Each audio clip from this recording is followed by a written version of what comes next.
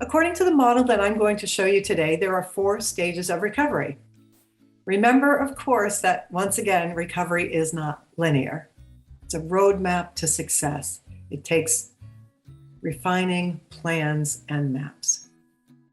So the first stage is stabilization. And the stabilization stage usually occurs within the first 90 days of recovery. It can last up to 1 to 2 years. The main focus of this stage is dealing with setting drug use goals, manage cravings, and to simply not pick up. The first 90 days is such a very critical space to be in for a person. And actually the entire first year is very critical. I believe the research that I last had exposure to was that sustainable recovery increases by 35% if an individual makes it to the first year. Some of the common characteristics of the first year of recovery, of the stabilization phase, include things like physical detox. And I'll remind you back to the return to use module, where we saw withdrawal symptoms such as anxiety and insomnia and panic attacks and emotional dysregulation. So when a person is physically detoxing from all these chemicals for their period of use, and all these other issues are surfacing, it can be a very, very complex time for individuals. And oftentimes the easiest thing to do is to return to use. So physical detox is a very big deal in the very first year of recovery. Learning how to manage anxiety can be very difficult when the individual is used to managing, well, either not used to having anxiety or used to managing it with drugs or alcohol. We saw the movie about Dr. Bill Hanning, where he talked about the 7-Eleven and staying away from risky people, risky places, risky situations. For some folks, maybe it might be Christmas with the family or some other holiday event where there's traditionally alcohol, and the individual might need to stay away for a period of holidays until they really become stable and strong enough to endure that experience without returning to use, right? Without weakening and saying, why not? Everybody else is doing this just one more time. So supporting people through those situations. But I also want to point out too, that something that's really critical for you loved ones and community workers, that don't try not to stereotype people and try not to impose your beliefs on them, to think automatically that if they go to Christmas dinner with their family, that they are guaranteed to pick up alcohol. It's not always the case. I have had a guardian ad litem that worked with me, and she once said to me, I said, are you going to share some information with me about my daughters? And she said, I'm afraid to share it with you because I'm afraid it will lead you back to using. And that was not her position to decide that for me.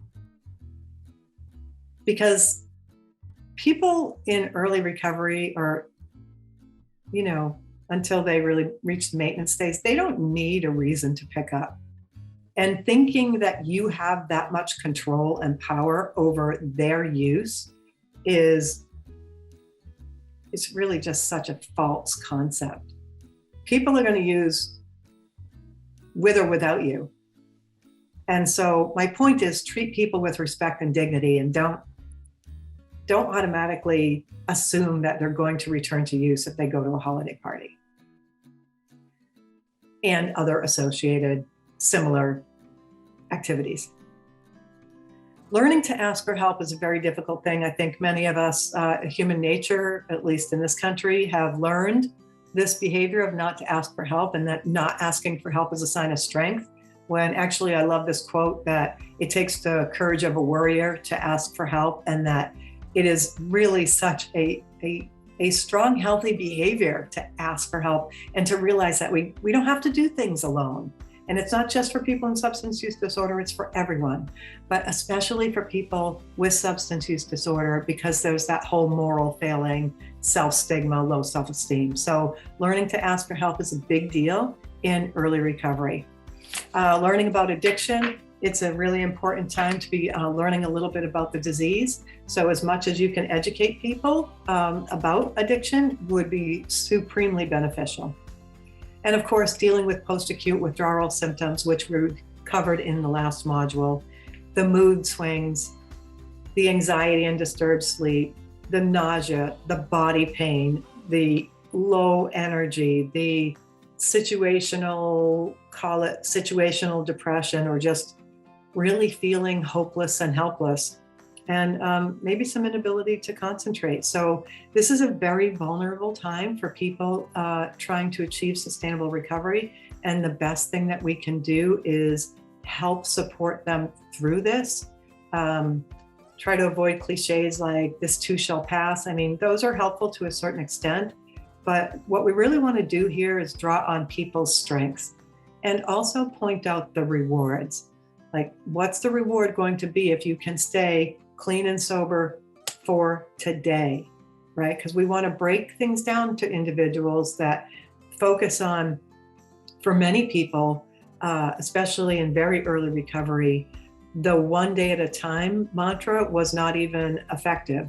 I know for myself and for many others that I have spoken to and work with, they have to stay clean and sober at 10 minutes at a time. And so when we can break things down in such a small, manageable time frame to support individuals to get through the next 10 minutes or the next half hour or the next 2 hours, we're going to have more success. So there's many risks at this stage, including the physical cravings, which is an obsession and a compulsion.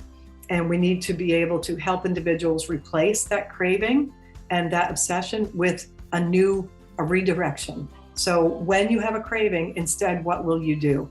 Ultimately, eventually, that will replace that craving with the new habit and pattern of behavior.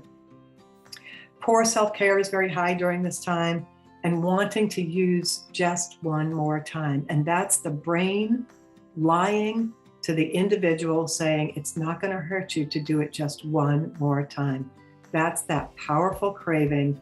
That's that gunshot to the head, the gun pointed to the head. I wonder if I can consume this before they pull their trigger. It's intense emotional pain. Individuals are eager to make really big changes during this first year. After like 30 or 60 days clean and sober, an individual can start to feel really, really good. In recovery, it's called a pink cloud. But what happens is that pink cloud does deflate after maybe 30 days, and then reality hits and you're like, oh my goodness, what have I done? How am I ever going to get through this? And then you start to, face what we call as the wreckage of the past. During that pink cloud, people will want to make big changes in life, job changes, family changes, relationships, starting relationship, breaking up relationship. It's encouraged to not do that. But again, we don't want to impose our beliefs and our ideas on individuals because it's their journey and they've got to figure it out for themselves. We can make suggestions, but we don't impose and demand. And then in general, the big changes should be avoided in the first year. Some other common characteristics of stabilization is you'll find that an individual's basic needs are being met. For me, I remember very vividly 2 things that were instrumental in my starting to be able to make better choices and decisions for myself. And the first thing was that I was in an AA meeting and there was going to be an anniversary celebration and I wanted to make a dish, right? I wanted to contribute. I wanted to be a part of. And my sponsor said, absolutely not. You're not doing that. First of all, you don't have the money to do that. And you don't have the brainwidth to do that. So she crossed me off the list and I said, you know what, thank you, because you're absolutely right. I don't have the time, energy, and money to do this. but I felt like I had to, right?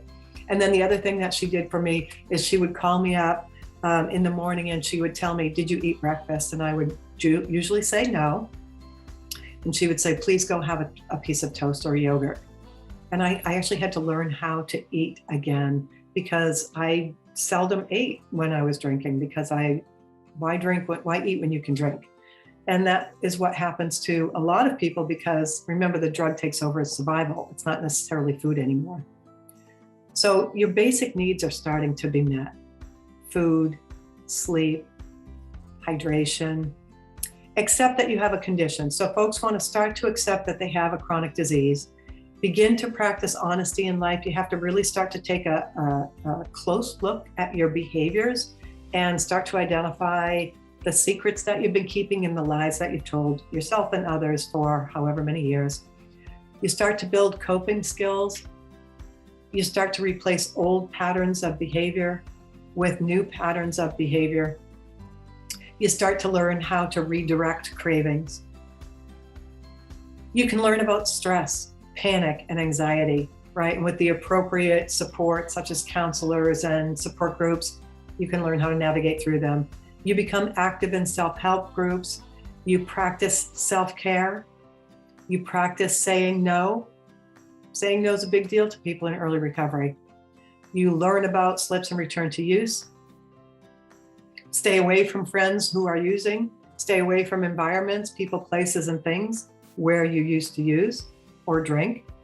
Understand the dangers of cross-addiction, replacing one addiction for another. Sometimes individuals can, discontinue drug use, but they start exercising frantically, and then that becomes their cross-addiction. Or it could be gambling. Develop healthy alternatives to using.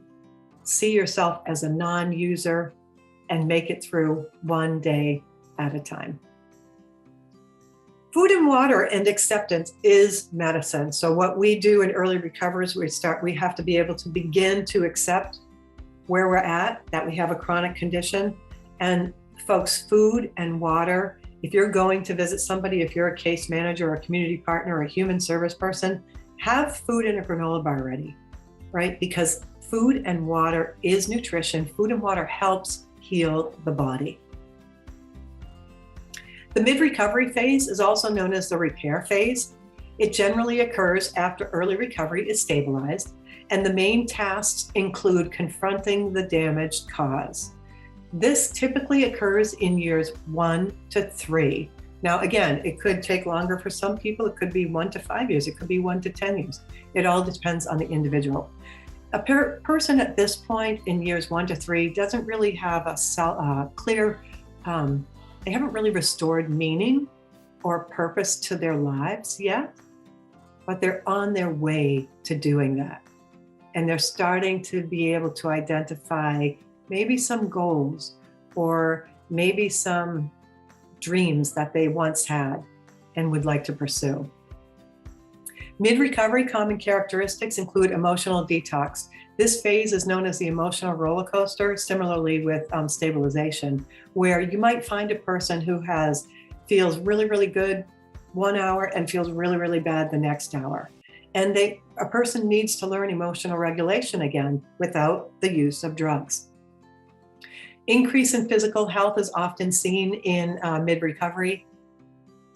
Increase in commitment to recovery, increase in ability to tolerate emotions and feelings, start to identify patterns of old behavior that could be risky that you didn't identify in the stabilization phase. Think of it as an onion or layers and layers. Remember that everybody has a story and there's a lot of chapters in that story. So you're going to start to unfold these chapters and start to recognize, what are some of these old patterns that could potentially lead me back to return to use? Trust is being built, quite possibly. Relationships could be being repaired. You start to feel comfortable with being uncomfortable. Again, in module 2, I believe, I talked about how the brain wants to lead you back into its comfortable place. And in mid-recovery, you start to feel comfortable and get very familiar with being uncomfortable. We have a saying that if you want to change, get uncomfortable. There's another saying that says, if you're feeling uncomfortable, you're experiencing growth. So discomfort for individuals in mid-recovery is a really great experience to have.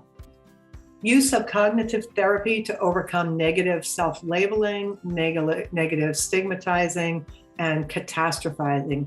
Catastrophizing, difficult word to say. And what that is, and folks, this is not isolated to folks with substance use disorder. However, it is really a condition that we have learned is that it's also called horribilizing. And what that is you always look to the end result, that the end result is going to be always the worst possible thing that could ever happen. Instead of staying in the present moment, being grateful for where you're at and the things that you have, and managing life on life's terms. Once again, this isn't just for individuals with substance use disorder. There's a lot of folks that do this horribilizing and catastrophizing, and it does really play hand in hand with one day at a time. For folks with substance use disorder, we really need to keep it in the day instead of thinking about the worst thing that can happen, because that could lead us to return to use. Understand that individuals are not their addiction. Also understand that individuals can sometimes feel worse temporarily, right? Just because a person puts down their drink or drug doesn't mean they're going to be happy-go-lucky out of the gate. Hey there, this is Ginger. I hope you're learning a lot from this series. I'm asking for your help in supporting my tireless efforts. There's a few ways in which you can support me. Tell your friends about this video series, subscribe and like each video here on YouTube down below, make a donation on my website, or invite me to deliver this training in person. Together, we can all be part of the solution. Hope to see you soon, and thank you.